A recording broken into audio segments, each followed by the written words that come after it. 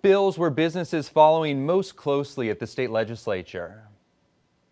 Yeah, I think some of the big ones that businesses were looking at involve economic incentives, Chapter 313, which is a statewide incentives program, expanded telemedicine, broadband access, expanded broadband access, tort reform for commercial vehicular accidents, if you can believe it, and COVID liability shields for businesses.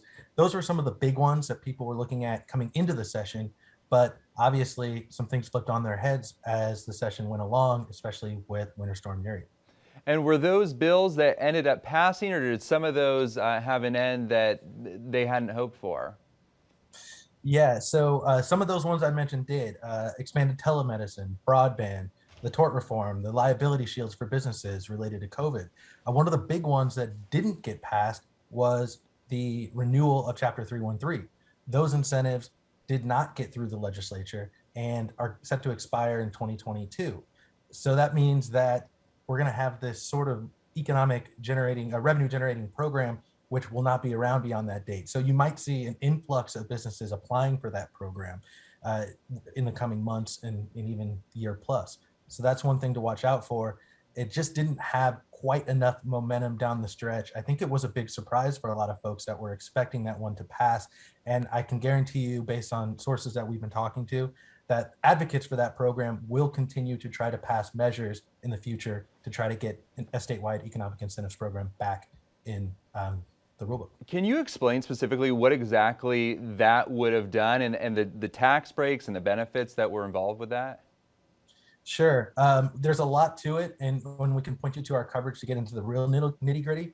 But some of the big things to watch out for is, one of the initial proposals that came out at the beginning of the session would have been a 10-year renewal of the program and actually an expansion of it. Obviously, there was some pushback to the idea of expanding that program because others were hoping to reform it. So rather than that one died on the vine relatively early on in the session, and a separate proposal for a 2-year extension just to push it off to the next session essentially and keep it as is for the time being came forward. That one just didn't get enough votes. And so there was some speculation on a couple different fronts of, well, maybe they erred by pushing such a big expansion for that program when others were looking to reform it. But what it would have done is essentially allowed businesses to provide, it would have given them money from school districts to fund big operations.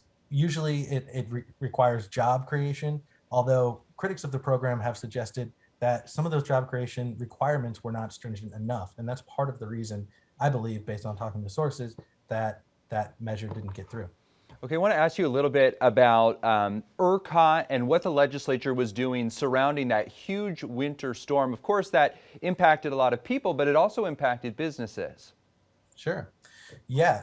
We wrote a lot about the fallout from Winter Storm Uri and where that left businesses, especially in Austin. You saw major manufacturers have their plants shut down for weeks and causing hundreds of millions of dollars of damage in the process. So obviously the business community was looking at this very closely.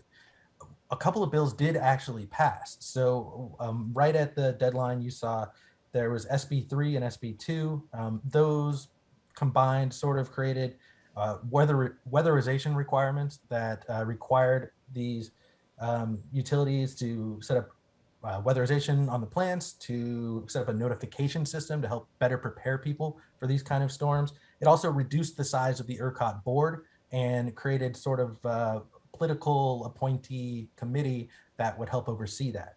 Another thing is that it would have protected residential and small businesses from taking on the brunt of wholesale fuel costs. If you remember all those stories that came out in the throes of the fallout about people getting astronomical utility bills, well, that's kind of trying to curb that as well.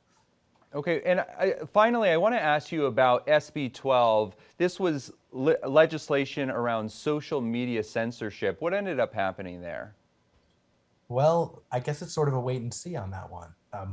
There's a possibility that it could come back in a special session. Lieutenant Governor Dan Patrick has asked for that, but we're not sure if that's going to happen or not. It died on the vine in the legislature and did not get passed. And what the bill would have done is it would have banned social media platforms with more than 100 million users, mind you, from censoring users due to their opinions.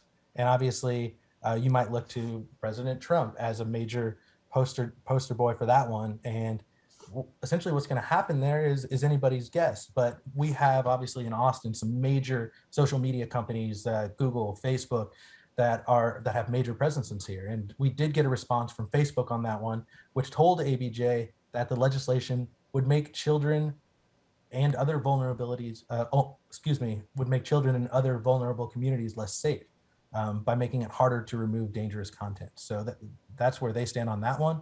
Whether or not legislators will come back and pass something to that effect remains to be seen. Okay.